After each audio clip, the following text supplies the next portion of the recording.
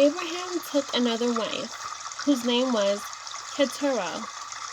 She bore him Zimran, Jokshan, Medan, Midian, Ishbak, and Shua.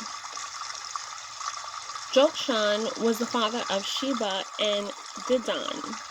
The descendants of Dedan were the Asherites,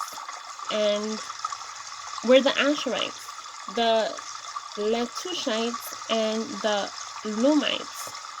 The sons of Midian were Apha, Epher, Hanok, Abida, and Elda.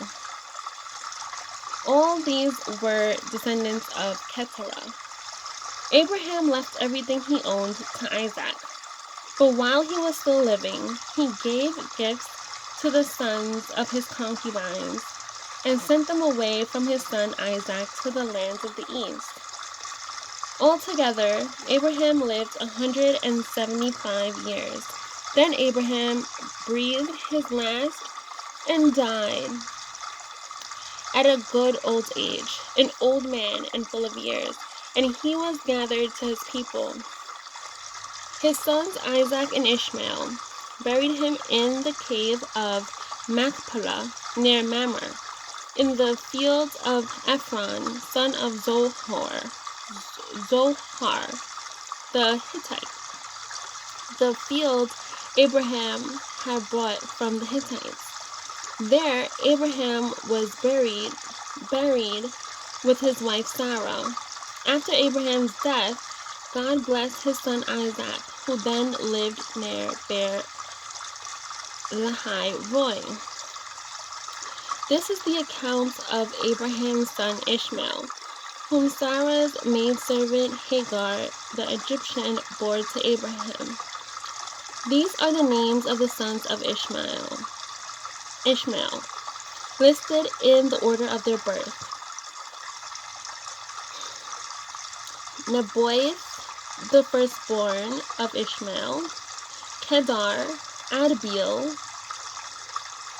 Mibsam, Mishma, Duma, Massa, Hadad, Tema, Jeter, Naphish, and Kedema.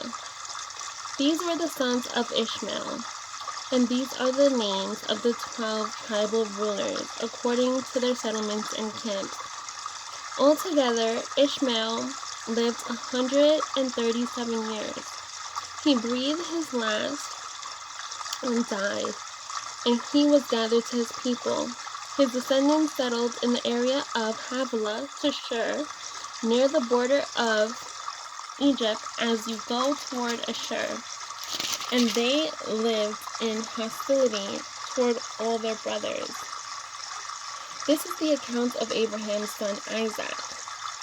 Abraham became the father of Isaac, and Isaac was 40 years old when he married Rebekah, daughter of Bethuel, the Aramean from Padan Aram, and sister of Laban the Aramean.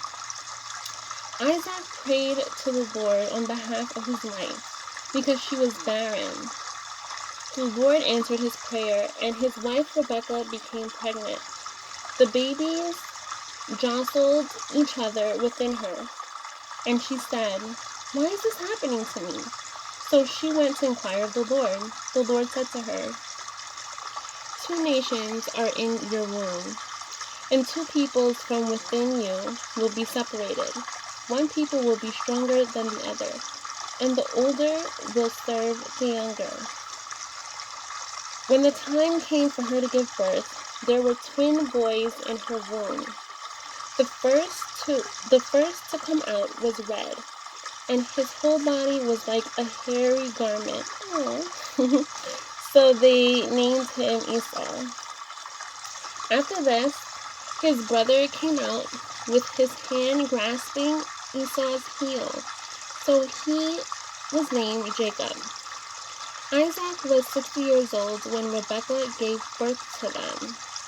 The boys grew up, and Esau became a skillful hunter, a man of the open country, while Jacob was a quiet man, staying among the tents. Isaac, who had a taste for wild game, loved Esau, but Rebekah loved Jacob. Once, when Jacob was cooking some stew, Esau came in from the open country, famished. He said to Jacob, "Quick, let me have some of that red stew. I'm famished." That is why he was also called Edom. Jacob replied, "First sell me your birthright." "Look, I'm about to die," Esau said. "What good is the birthright to me?" But Jacob said, "Swear to me first." So he swore an oath to him, selling his birthright to Jacob. Then Jacob gave Esau some bread and some lentil stew. He ate and drank, and then got up and left. So Esau despised his birthright. Now there was a famine in the land, besides the earlier famine of Abraham's time. And Isaac went to Abimelech, king of the Philistines, in Gerar. The Lord appeared to Isaac and said, "Do not go down to Egypt. Live in the land where I tell you to live. Stay in this land for a while, and I will be with you, and will bless you. For to you and your descendants I will give all these lands, and will confirm the oath I swore to your father Abraham. I will make your descendants as numerous as the stars in the sky, and will give them all these lands, and through your offspring all nations on earth will be blessed, because Abraham obeyed me, and kept my requirements, my commands, my decrees, and my laws." So Isaac stayed in Gerar. When the men of that place asked him about his wife, he said, "She's my sister," because he was afraid to say, "She's my wife." He thought, "The men of this place might kill me on account of Rebekah, because she's beautiful." When Isaac had been there a long time, Abimelech, king of the Philistines, looked down from a window and saw Isaac caressing his wife Rebekah. So Abimelech summoned Isaac and said, "She's really your wife. Why did you say she is my sister?" Isaac answered him, "Because I thought I might lose my life on account of her." Then Abimelech said, "What is this you have done to us? One of the men might well have slept with your wife, and you would have brought guilt upon us." So Abimelech gave orders to all the people, "Anyone who molests this man or put his wife, anyone who molests this man or his wife shall surely be put to death."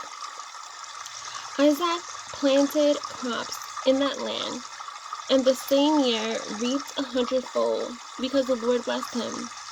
The man became rich, and his wealth continued to grow until he became very wealthy. He had so many flocks and herds and servants that the Philistines envied him. So all the wells that his father's servants had dug in the time of his father Abraham, the Philistines stopped up filling them with earth. Then Abimelech said to Isaac, "Move away from us. You have become too powerful for us." So Isaac moved away from there and encamped in the valley of Gerar and settled there. Isaac reopened the wells that had been dug in the time of his father Abraham, which the Philistines had stopped up after Abraham died, and he gave them the same names his father had given him. Isaac's servants dug in the valley and discovered a well of fresh water there. But the herdsmen of Gerar quarreled with Isaac's herdsmen and said, "The water is ours." So he named the well Esek, because they disputed with him. Then they dug another well, But they quarreled over that one also, so he named it Sitna. He moved over from there and dug another well, and no one quarreled over it. He named it Rehoboth,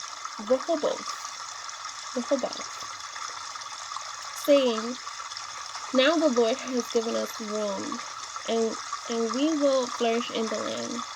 From there he went up to Beersheba. That night the Lord appeared to him and said, "I am the God of your father Abraham. Do not be afraid, for I am with you. I will bless you, and will increase the number of your descendants for the sake of my servant Abraham." Isaac built an altar there, and called on the name of the Lord. There he pitched his tent, and there his servants dug a well. Meanwhile, Abimelech had come to him from Gerar with Ahuzzath, his personal advisor, and Phicol, the commander of his forces. Isaac asked them, "Why have you come to me, since you are hostile to me and sent me away?"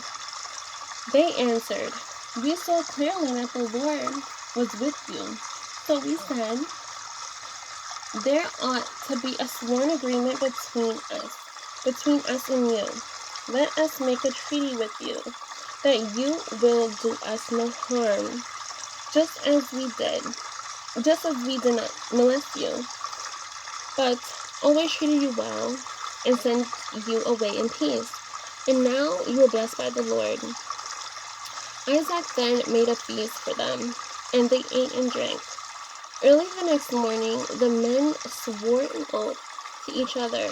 Then Isaac sent them on their way, and they left him in peace. That day, Isaac's servants came and told him about the well they had dug. They said, "We found water." He called it Sheba, and to this day, the name of the town has been Beersheba. When Esau was 40 years old, he married Judith, daughter of Beri, the Hittite, and also Basemath, the daughter of Elon, the Hittite. They were a source of grief to Isaac and Rebekah. When Isaac was old, and his eyes were so weak that he could no longer see, he called for Esau, his older son, and said to him, "My son, here I am."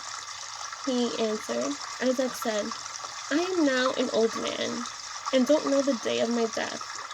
Now then, get your weapons, your quiver and bow, and go out to the open country to hunt some wild game for me. Prepare me the kind of tasty food I like, and bring it to me to eat, so that I may give you my blessing before I die." Now Rebekah was listening as Isaac spoke to his son Esau. When Esau left for the open country to hunt game and bring it back, Rebekah said to his son Jacob, "Look, I overheard your father say to your brother Esau, 'Give me some game and prepare me some tasty food to eat, so that I may give you my blessing in the presence of the Lord before I die.' Now, my son, listen carefully and do what I tell you. Go out to the flock and bring me two choice son. Go out to the flock and bring me two choice young goats, so I can prepare some tasty food for your father, just the way he likes it. Then take it to your father to eat, so that he may give you his blessing before he dies." Jacob said to Rebekah, his mother, "But my brother Esau is a hairy man, and I'm a man with smooth skin. What if my father touches me? I would appear to be tricking him and would bring down a curse on myself rather than a blessing." His mother said to him, "My son, let the curse fall on me. Just do what I say. Go and get them for me." So he went and got them and brought them to his mother, and she prepared some tasty food just the way his father liked it. Then Rebekah took the best clothes of Esau, her older son, which she had in the house, and put them on her younger son Jacob. She also covered his hands and the smooth part of his neck with the goat skins.